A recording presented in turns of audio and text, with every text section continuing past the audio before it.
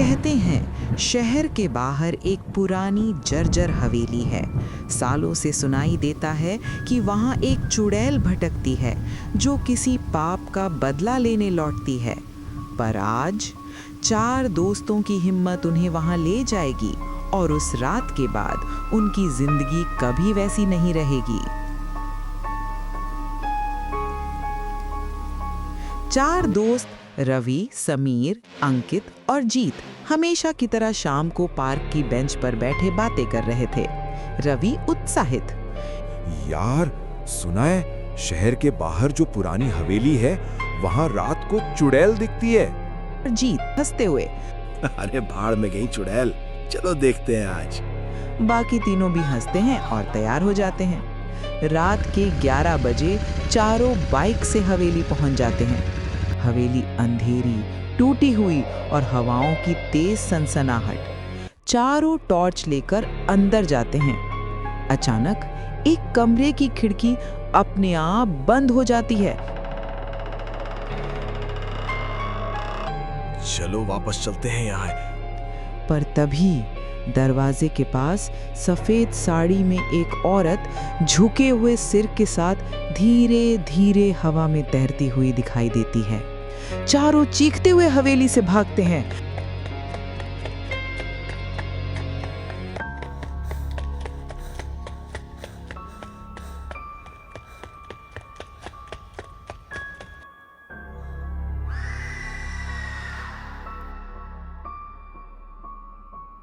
Bike start कर शहर की तरफ भागते हैं, सांसें टूटती हुई और दिल तेज धड़कते हुए। कुछ दिन बाद शुरू होता है असली डर।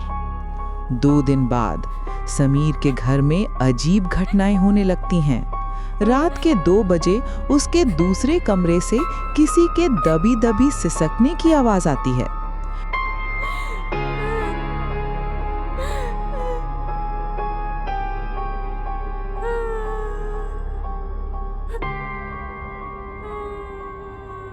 पहले दिन उसने अनसुना किया।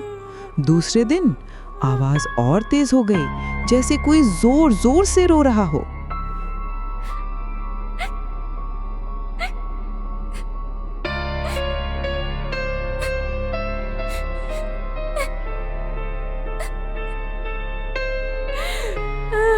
तीसरी रात समीर डर के मारे पसीने पसीने हो जाता है और अपने दोस्तों को कॉल करता है।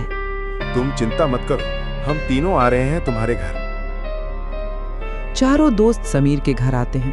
कमरा खाली है, कोई नहीं। अंकित बोला, शायद तेरी नींद में वहम हो गया होगा। लेकिन रात के 1:45 पर ठक ठक ठक कमरे के अंदर किसी के चलने की आवाज आती है। चारों की धड़कनें तेज हो जाती हैं और फिर अचानक एक भयानक आवाज पूरे कमरे में गूंजती है।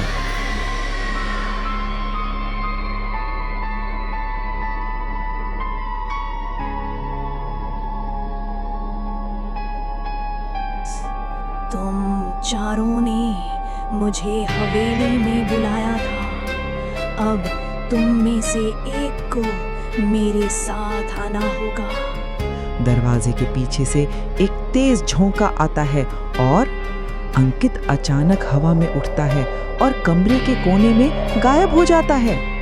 बाकी तीनों डर से जमीन पर गिर जाते हैं। अगली सुबह तीनों भागते हुए पास के प्रसिद्ध साधु तांत्रिक बाबा भीमराय के पास पहुंचते हैं। प्रणाम बाबा, हम 4 दोस्त उस पापी हवेली में गए थे।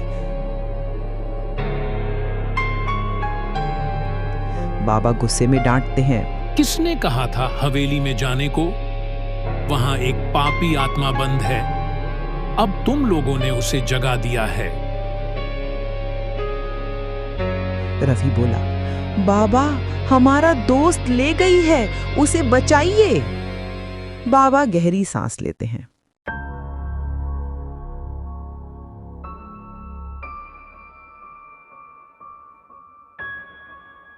अब सिर्फ एक ही रास्ता है।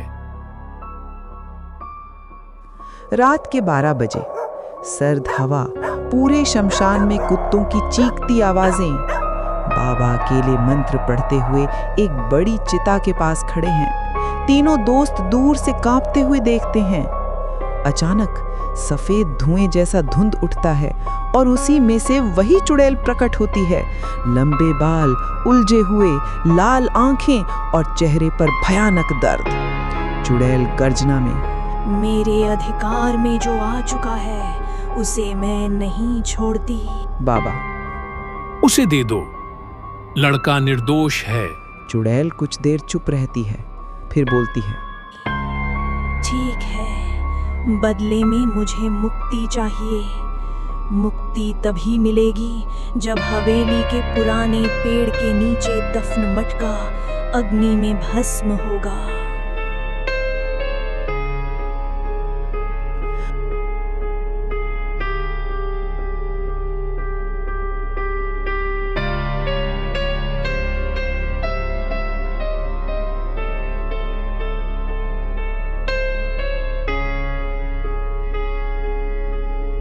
बाबा और तीनों दोस्त वापस हवेली पहुंचते हैं। पेड़ के नीचे खोदते हैं।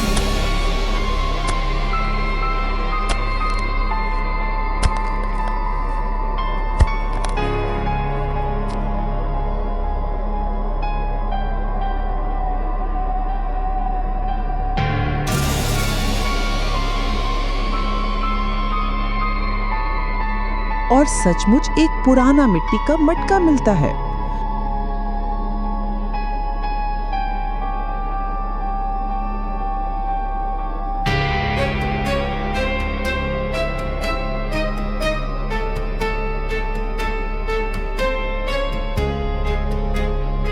मटके को आग में डालते ही तेज चीख और काले धुएं का गुबार उठता है। हवेली कांपने लगती है, खिड़कियां टूटती हैं और एक काला साया गूंजता है। मैं मुक्त हो रही।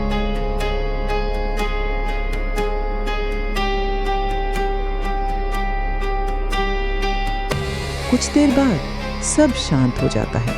हवा सामान्य, डर गायब।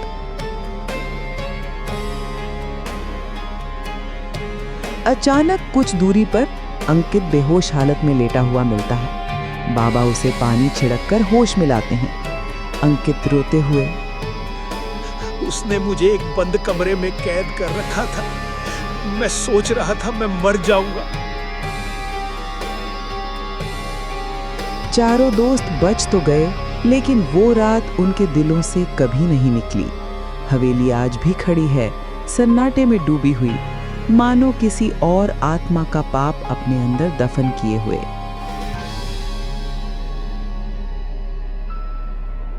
चारों दोस्त बाबा को धन्यवाद देते हैं। रवि, बाबा आपने हमारी जान बचाई।